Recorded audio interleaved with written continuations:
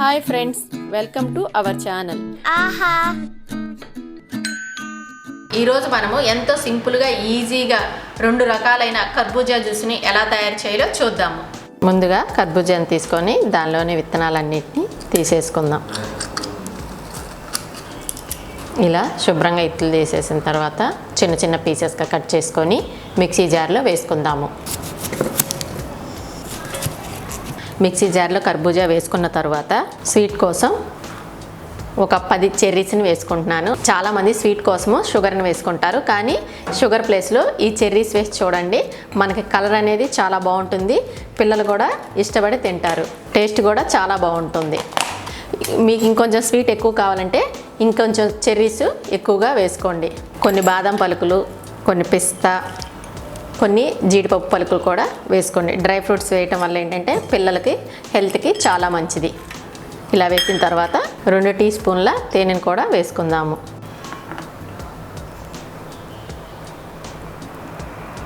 ఇలా మొత్తం వేసిన తర్వాత ఈ ముక్కల్ని, చెర్రీస్ని అన్నిటినీ మెత్తగా మిక్సీ వేసుకుందాము. చూడండి ఫ్రెండ్స్, కర్బూజా మొత్తం మెత్తగా గ్రైండ్ చేసుకున్నాను. ఇప్పుడు దీన్ని 2 రకాలుగా మనం యూజ్ చేయవచ్చు. ఒకటి పాలు కలుపుకొని తాగవచ్చు, ఒకటి పాలు లేకుండా ఐస్ క్యూబ్స్ వేసుకొని కూడా తాగవచ్చు. ఇప్పుడు దాన్ని ఎలా ప్రిపేర్ చేయాలో నేను చూపిస్తాను.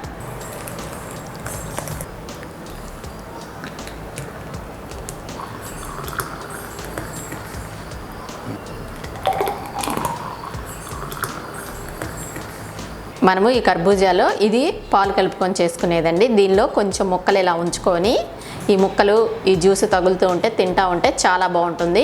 మనకి ఈ కర్బూజా జ్యూస్ తాగటం వల్ల బాడీ డీహైడ్రేషన్ అవ్వకుండా చాలా బాగుంటాయి, యాక్టివ్గా ఉంటుంది. ఇప్పుడు దీనిలో మనము పాలు కలుపుకుందాము. పాలు ఇష్టం లేని వాళ్ళు పాలు కలుపుకొని అవసరం లేదండి, కానీ పాలతో తాగితే చాలా బాగుంటుంది. ఇలా పాలు కలుపుకున్న తర్వాత ఒక్కసారి కలుపుకుందాము. ఇలా కలిపిన తర్వాత దీనిపైన కొంచెం మనం ఆల్రెడీ ఇందులో బాదం పిస్తా వేసి మిక్సీ పట్టుకున్నాము.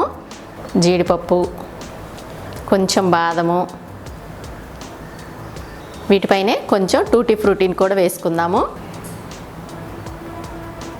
మనము దీన్నంతా ఇలా ప్రిపేర్ చేసుకున్న తర్వాత కొంచెం లైట్గా జ్యూసు, కొంచెం ముక్కలు నోటికి తగులుతూ ఉంటే, ఈ డ్రై ఫ్రూట్స్ అనేవి తగులుతూ ఉంటే మనకి చాలా అంటే చాలా టేస్టీగా చాలా బాగుంటుందండి. దీనిలో మనం చెర్రీస్ కూడా వేసాం కాబట్టి మన జ్యూస్ అనేది చూసారా ఎంత కలర్ఫుల్గా ఉందో. ఇది పాలు కలుపుకొని చేసుకునేదండి. ఇలా కాకుండా మాకు పాలు వద్దు అనుకుంటే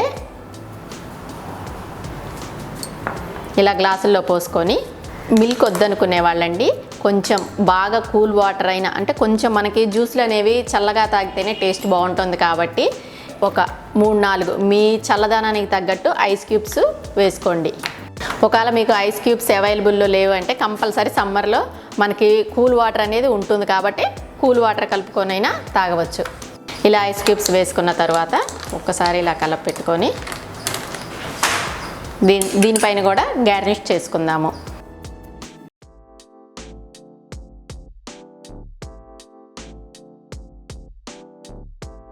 చూసారు కదా ఫ్రెండ్స్, మనకి చాలా చూడటానికి ఎంతో అందంగా రుచికరమైన కర్బూజా జ్యూస్ ఎంత సింపుల్గా ఈజీగా రెడీ అయిపోయిందో. సాయంత్రం పూట ఎండకెళ్ళొచ్చి 4కి ఆ టైంలో చాలా కూల్గా ప్రశాంతంగా కూర్చొని చక్కగా ఆస్వాదిస్తూ ఈ జ్యూస్ని ఎంజాయ్ చేయండి. జ్యూస్ కన్నా కూడా ఇలా ముక్కలతో నంచుకొని తింటూ ఉంటుంటే నాకే చూస్తుంటే టెంప్టింగ్గా ఉండి వెంటనే తినేయాలనిపిస్తుంది.